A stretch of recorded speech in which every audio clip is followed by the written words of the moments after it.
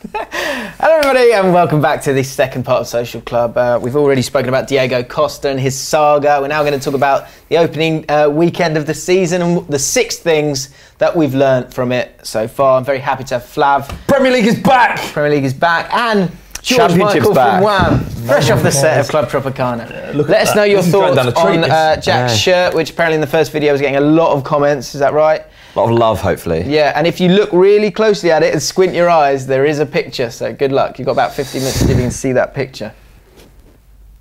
Do you get a lot of banter? Witty banter. It is nice, it's lovely. Let's move on. Let's move on. So, 6 things. This is the other thing. We're going to read out a few of the comments on the best things that you've learned from the opening weekend of the season, but these are the 6 that we've come up with. So let us know in the comments and we will we'll read them out at the end. First one, Huddersfield could actually stay up. They're going to stay up. 100%. What? 100%. 3-0 win, away from home. Mounier looks good.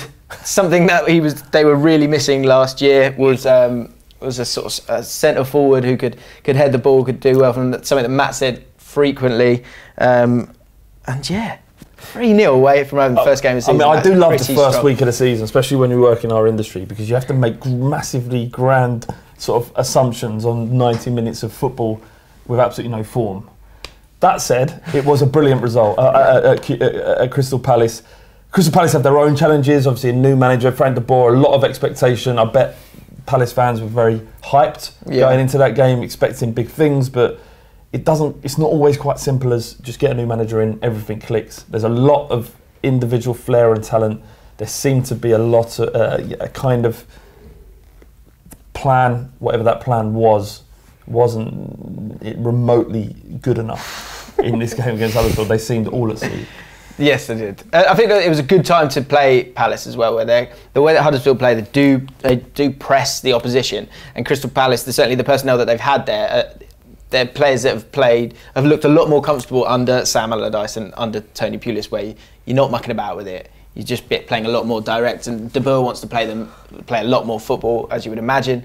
And so to play them early on, where they're going to be pressured on the ball, when they're not completely fluent with the system and what's truly being asked of, or not even had the experience of a match day of having to play like that, was probably helpful in terms of Huddersfield getting a victory. But you fancy them to stay up? Yeah, definitely. I think Wagner's done an absolutely fantastic job at Huddersfield, and he certainly built that team from the ground up. And the thing I do like about Huddersfield is they concentrate on the whole sort of footballing experience. That the atmosphere there is brilliant. The owner there has given £99 season tickets to the fans who've been there from, is it the last 5 years, I think. So that's absolutely fantastic. So the fans are very much on board with this.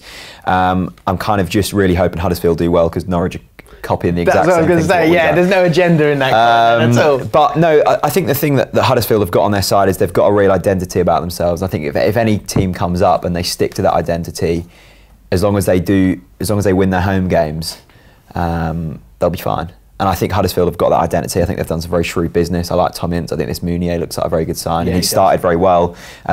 Decent value as well, 13 million. I think there's worse teams in the league than Huddersfield. You can't overestimate or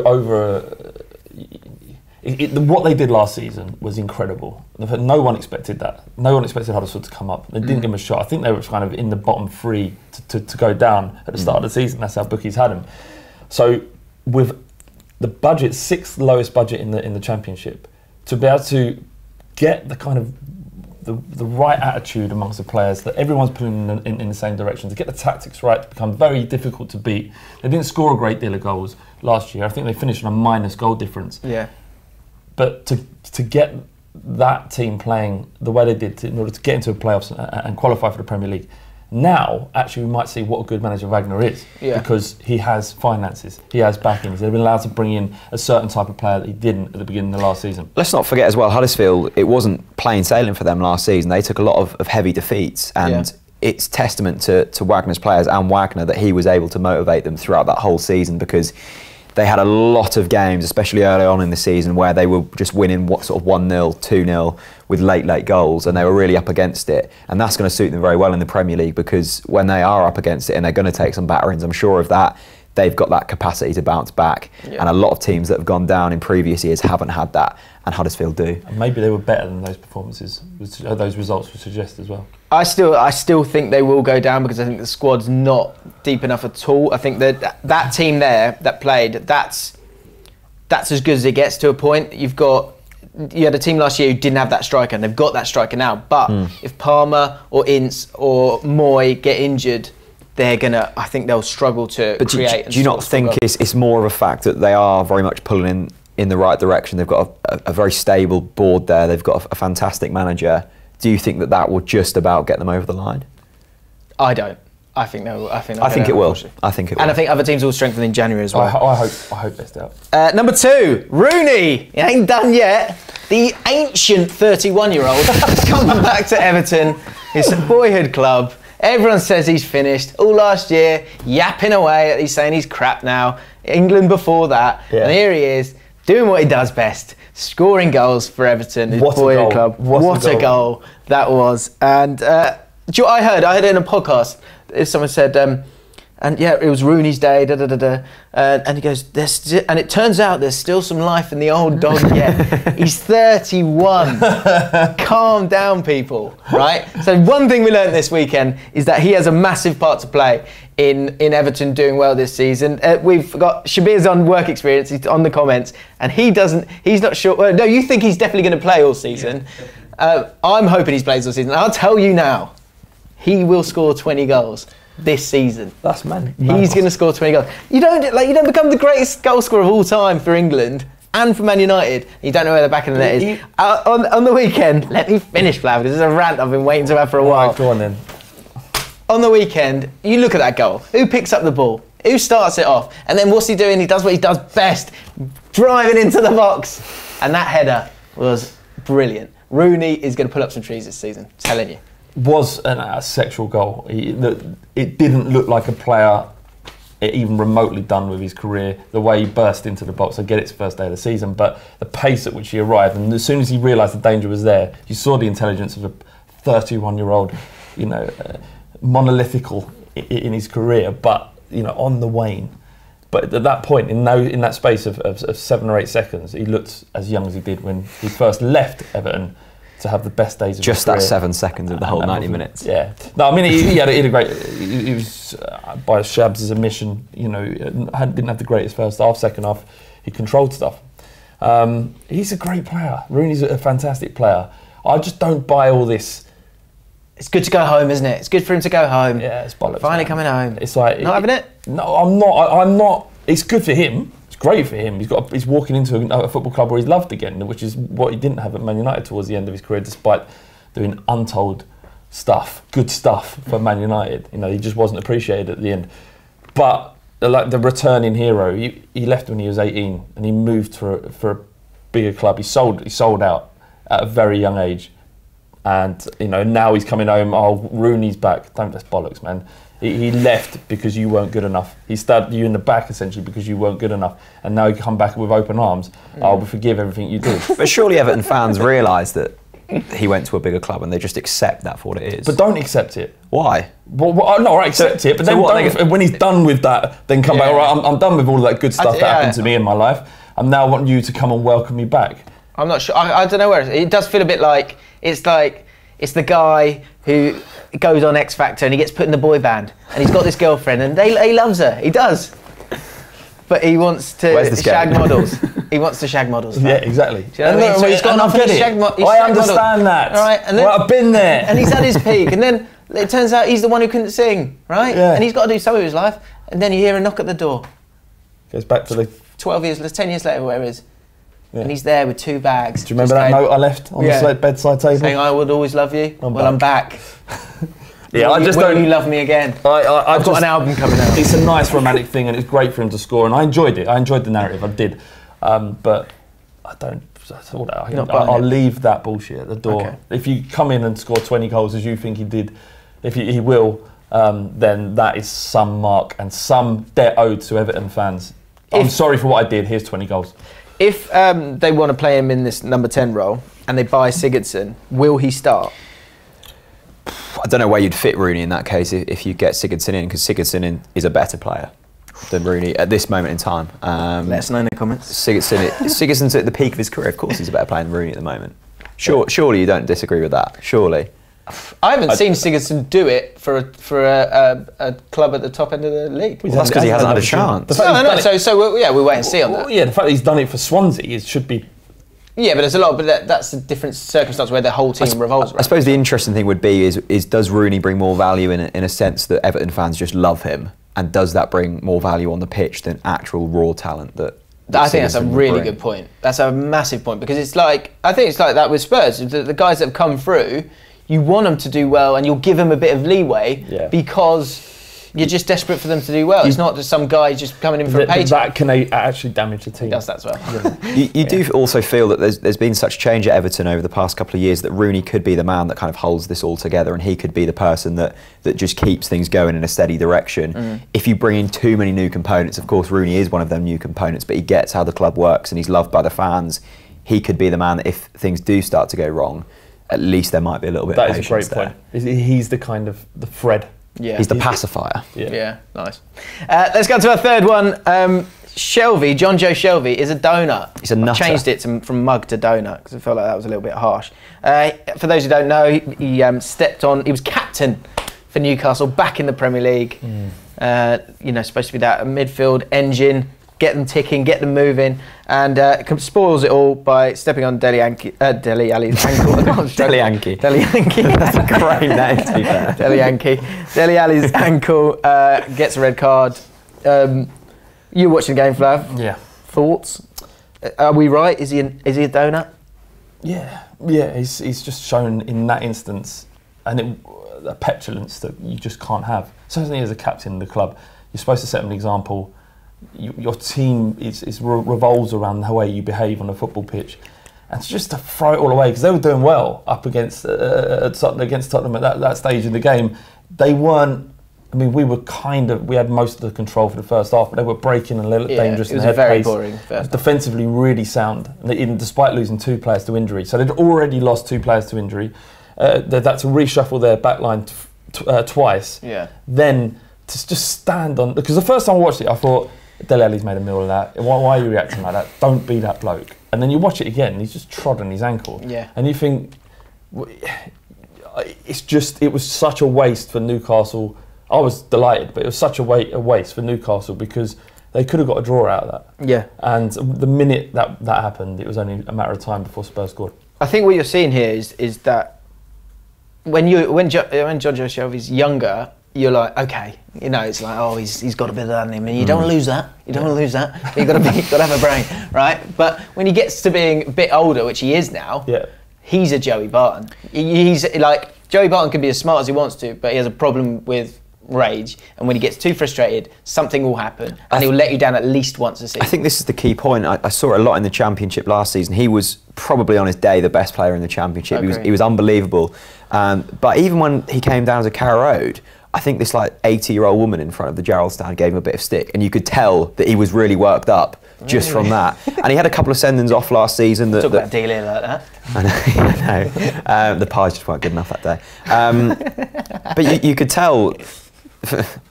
They have declined, actually, the pies at Carrow Road. But Shelvey cost. Whoa. The pies. This is exclusive. Well, we're on to pucker pies now. Have you moved on to pucker pies? Yeah, it's a sensitive subject. Right. Were they originally like Delia's own pies? Yeah, they were. And they just weren't good enough anymore? No, they were, and then we went to pucker pies. As a comedy segue, this ain't working, lads. Okay, right. Go on, back to what we're talking about. Shelvey. He let Newcastle down last season at times as well. Yeah. And this is a trait, and you just wonder, with the responsibility he has, because he is still one of the best players in that Newcastle team, he has to get rid of that, but he isn't. And so how do you get rid of that? I don't know. I don't think you can. So he's seeing a psychologist. I'll come out now and say that. I've realised now maybe this isn't working for me. But surely it's not that deep, is it? Surely no. you just keep your head. You don't have to see a psychologist on a football pitch to keep. Surely you'd hope not. But they rely on his distribution. It's so important. Yeah, with the pace they have with Atsu, who I thought was great against Spurs on the left hand side, and Dwight Gale on behind. You need someone who can spray the balls and find the players in the way that Shelvey can do. It's just he's natural to him. He is a very good footballer. It's just He's mental. Right, number 4, size matters, Flav. Did you know that? I've heard. Apparently it does. Especially with Man United's second highest average height in the league, and they've bought a tall spine with Matic, Lukaku, Lindelof. Who didn't play? Who didn't play, of course. But I think at the back, last season you saw that they were decent at the back, regardless of that. But you got Pogba in there as well. And in terms of power and pace, and that size of Matic yesterday, Matic looked great. And Chelsea could have done with him, probably. They could have used him. Certainly could use him next week. And they look, the fact that Gary Neville made a point which I thought was really good, and he's made it before, but when he's talking about Arsenal, that he's never seen a league-winning team not have that physicality and that power and that size at times, especially in the spine. And now that team, you could see that if they wanted to play long, West Ham, he was just sort of cleaning it up because he had that size and those little headers that he could do, but he also had the feet as well. And Lukaku up front, not just like Ibrahimovic last year, holding up the ball, but going in behind as well. How impressed were you with Man United yesterday? I was very impressed, and I think they're probably the favourites to go on and win the league. I think the big thing is not just the physicality of this team, but it does seem like they've got the components needed now. In previous seasons, it feels like they've just had individually good players in a system and tried to make it work, but it hasn't. This year it looks like they've found that system and they've found players to try and fit that. Lukaku's hit the ground running. Matic has been brilliant. I think they're going to take some beating this season. Is there any way that we're overreacting after one home victory against a mid-table team missing loads of players? Yeah, absolutely. But it is what we predicted. The fact is that they were backing up what people assumed this new United were going to do this year.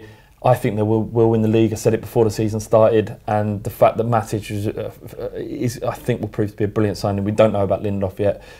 Lukaku scored 24 Premier League goals last year. They weren't exciting signings in that it wasn't Di Maria, it wasn't Pogba, it wasn't Ibrahimovic. Those are like blow your way signings kind of thing. But they were what they needed, what Mourinho needed, and we know. There's a reason why it takes Mourinho a year. I don't know what that reason is, but it seems to take him a year to get the squad and team he wants. And then we know what happens. Every club he goes to, he wins the league. Yeah. If United go on and do it this year, then it will be a deliberate plan by Mourinho to get to this stage to do it. And I don't know if it's about size and power. The Chelsea teams that he had tend to have powerful players. You know, Lukaku could mimic what Drogba did. He's not as good as Drogba was, but you know, he offers similar qualities as a leading line. Yeah. Number 9, so. I think another big thing here is that there was a lot of pressure on United yesterday because they've spent a hell of a lot of money and Mourinho's obviously, there's higher expectations you would have thought this season, and they were going up against the West Ham team who the fans are excited about what's going on there this year. So it was never going to be an easy game, but they made it look like an easy game. And to deal with that pressure as well as they did, I think only bodes well for the rest of the season. If it was a 1 or 2-0 win against West Ham, you'd think, all right, it's just West Ham. Yeah. But it was the fact that they pumped, they convinced them. They were battered, they were battered by the end of it. It'd be interesting to see how they get on against... There's 14 games you've got to play against really, really good sides this year. How are they going to do against those guys when they're challenged a little bit more? Last 2. Number 5, something that we learned this week, and everyone needs Virgil van Dijk. Everyone. The set pieces galore. In particular, Liverpool, a lot of fans calling out for him. Jamie Carragher and Redknapp having a heated debate about set pieces and stuff like that. And Redknapp saying that they need a leader at centre back, and Van Dijk's the guy that they need. Chelsea, a few of my mates have said that they need Van Dijk as well, and apparently they're going to put in a bid for him soon. And Arsenal, you see all the fan cams, a lot of them going, if we can get Van Dijk, we just need a world-class defender. If we get Van Dijk, then we're there. Who needs him the most? I think Liverpool, probably. I think because you look at them and you think that defence is just very average. And you look at the other teams and they're not great, but they're certainly better than average. And Liverpool could have easily won that game at the weekend if they had a Van Dijk in there. And you just think that there's going to be a lot of games like that this season for Liverpool where there's going to be similar mistakes, and they're going to be looking at it at the end of the game and going, yeah, that's 2 points chucked away because we couldn't defend a set piece. I don't think Van Dijk would have made much difference in that Liverpool or that Arsenal game to Leicester, Liverpool or Arsenal. The problems of defending weren't down to not having a Southampton ex-Celtic centre-back in the team. I rate him. I do rate him, but there are bigger problems than just the defensive problems based on the 90 minutes that I saw with Liverpool and Arsenal were not down to not having Van Dijk. There's bigger issues there. Do you think? I not in terms of need, but one that could make the most impact. I think if Arsenal get him there, I think they could win it. Because the way that they have to, I think that if they can get someone like him in there, I think they've got a massive chance. Well, they should be winning the league if they spend that much money on Van Dijk, Lacazette. Is it a situation here as well that because everyone's just banged on about Van Dijk for a good 2 seasons now, is he actually as good as people make out, and is he up to that value? People are chucking around £80 million. Yeah, this is insane. This is a man who, like 4 years ago, was linked with Norwich City. Yeah. And we nearly got him. Really? But we didn't. No. We've all got one of them stories. Yeah, look, it doesn't matter. The thing, his value goes up now because defensive problems are happening in the first instance. You're buying an £80 million centre-back that's probably, realistically, you should be able to get for 25-30 last season. You know, it's a lot of dough. And we're now we're edging towards that situation in the transfer window where you're almost relying on just desperation and you just want to sign it to just keep you sane. Yeah. I think Van Dijk would make a big difference to all of these teams, but I think you would also have to drastically overpay. And is that a road you want to go down? I'm not so sure. Let us know in the comments which team, Arsenal, Chelsea or Liverpool, need Van Dijk the most. Spurs are in need a striker. You don't need a centre-back. It's one place you're fine, isn't it? We bid 35 million for Sanchez. This guy called Sanchez, I've never heard of that, to Google. Spurs buy Sanchez. Ajax, centre-back. And finally, speaking of Spurs let their football do the talking. Yeah. Well, lots of chat about there being no chat about transfers with Spurs. Yeah. Fans panicking, just sign someone, sign anyone, just do it now. Haven't signed anyone. No. Danny Rose comes out, it's all, spiral. Fans sent into meltdown. Apologised though, didn't he? And then you go and you nice little comfortable win against Newcastle. Which I kind of knew was going to happen because it's with the way with football. There was a lot of commotion around Tottenham, and there will continue to be unless we sign someone. It was the same team that ended the season, beating Leicester in Hull 6-1, 7-1. It was that, it was whitewashing Tottenham last season again. It's just because they know each other. You don't have any of that rusty bedding in period of 6 or 7 new signings or whatever. So we knew we need to sign. It's not. We do. It's like you're the PR guy for him. We've got to sign. We need to sign. We do need to sign a centre back. We probably need a backup striker because Jansen's not good enough. We can maybe do one more midfielder as well. But in terms of first 11, 90 minutes, the first month of the season, we've got nothing to worry about. The only thing that will upset us is if we get undone by someone else's tactics. But in terms of our first 11.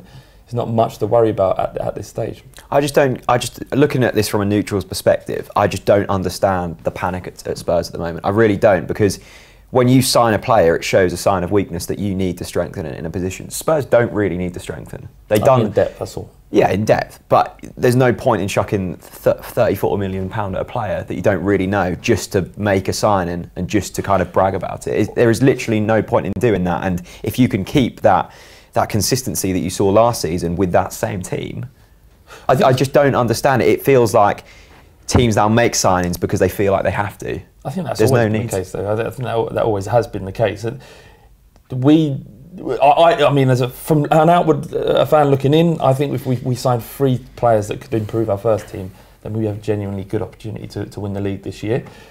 But the club, and Pochettino specifically, knows what's in that football club. Carl Walker-Peters, who made his debut at right back after his namesake Carl Walker left, he came in. He's been rated and talked about within the club for a few years. We were aware of him. It weren't like he came out, who the hell's that? He came in, probably got a slightly generous man of the match award. He was excellent. Yeah. He was excellent. But how often do right backs win it? Yeah, and I think the narrative helped him there, but he was brilliant. He didn't put a foot wrong at all, and that pace down the right. He had more take-ons. I love a stat. More take-ons in that game than Trippier had the entire last season. So they're completely different offers. They offer different things on the football pitch. And Davies on the other side was great as well. I guess the point is as well, again, in those 14 games against the top 7 sides, is that where you're going to kind of, those fullbacks are going to look poor against world-class But opposition. everyone's making the assumption that we're not going to go out and buy. There's still 2.5 weeks left. We're one of the people that we were linked with, Sanchez, who I mentioned previously, never heard of him, got to be honest, looks good on YouTube. You should Google him. I did. You know, he's refused to train, which is a mark of a good footballer. Refused putting a transfer request at Ajax, and I want to go to Tottenham. Yeah. And, you know, we'll see. But things will happen at Spurs. There's no way we're getting to the end of August without signing anyone. And I guess with the little wobble of Chelsea and your first game at Wembley, if you can win that first game, get rid of that whole story about Wembley, then you're really in an exciting place. Yeah. So right, have we got a few comments on the best things that people have learnt from the weekend? Just quickly. Yeah, people are saying that one thing we learned is there's only been one game and it doesn't mean anything. Last year, Is that a Liverpool fan? It's that Man City fan. All right, Man City. Last year, Man City won their first 6 games in a row, and everyone thought they were going to win the league. So you can't judge Huddersfield at the moment. That's true. More time. Okay. Yeah, fair enough. Yeah, we know it's only one game. But we know Brighton are going down. So we do know Brighton are going down, that is for sure. Yeah, go on. One more.